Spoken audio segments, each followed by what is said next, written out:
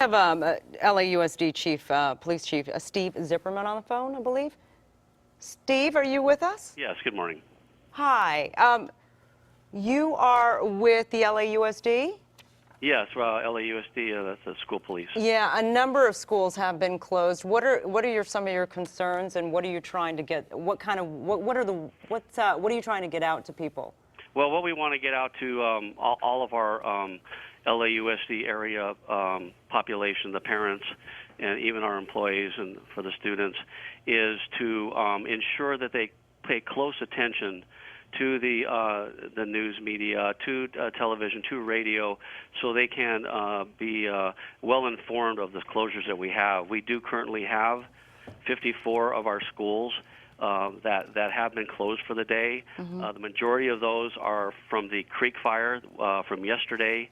I know yesterday we had approximately a dozen schools that were closed because of the mandated evacuation area, but we added about 40 more schools this morning as a result of our evaluation and consultation with the Air Quality Management District and the advisement of the air quality in the area.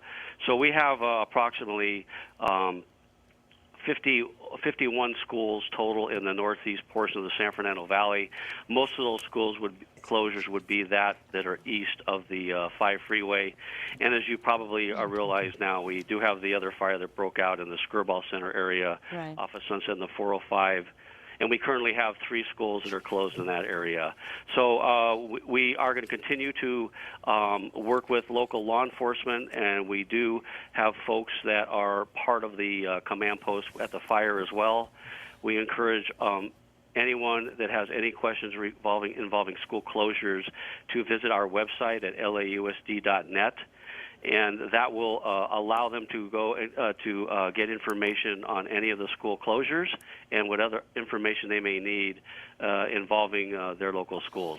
Chief, Jeff Michael here. When you talk about adding another 40 schools because of this fire in the Sepulveda area, what is the geograph? Just give me a rough geographical boundary. Like you're closing schools, for example, as far north as maybe Burbank?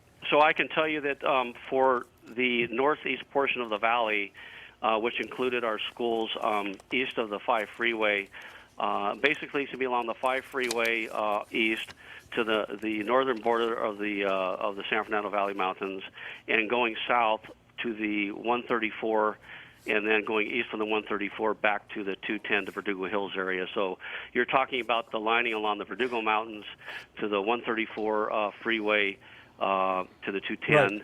And then northbound on the 5 that would go north to the San Fernando Valley and east of the 5 in that area. Right, Chief. But okay, I got that. But what I'm asking about are schools that are proximal to the Sepulveda Pass fire. So the Sepulveda Pass fire right now, we have 3 schools that have been mandated to shut down based on the fire in that area. We are paying close attention, obviously, and working with our partners with LAPD and LA Fire as we continue to get more information. Again, I encourage parents and listeners who need information about school closures to go to lausd.net. It will have real-time information on what schools will be closed. And I want to let the public know that if we do have closures that do need to occur in areas where our kids are already in school, we do have contingency plans that are already set up to ensure we have the proper ability to pick up the students and transport them to safer locations. yeah, you bring up a good point. I mean, were any of these closures announced or just determined after parents would have already dropped kids off? You know, the Skirball fire broke out probably somewhere around 5 a.m. this morning, and I know that, you know, we have a lot of parents that they get to work to make arrangements for their kids to be picked up. And so just as the morning commute for some of these kids and some of the parents for the schools in that area were occurring, is when we began to take the actions we needed to comply with the fire department closures for that area. And once again, we do have our parents notified through our Blackboard Connect system, and so they are aware of the schools that have been closed. And we continue to evaluate it, and we will take care of any of the students who may have somehow been either put on a bus or or dropped off at a school just prior to a closure being announced, those kids will be properly taken care of and secured along with anybody else who did not get the message.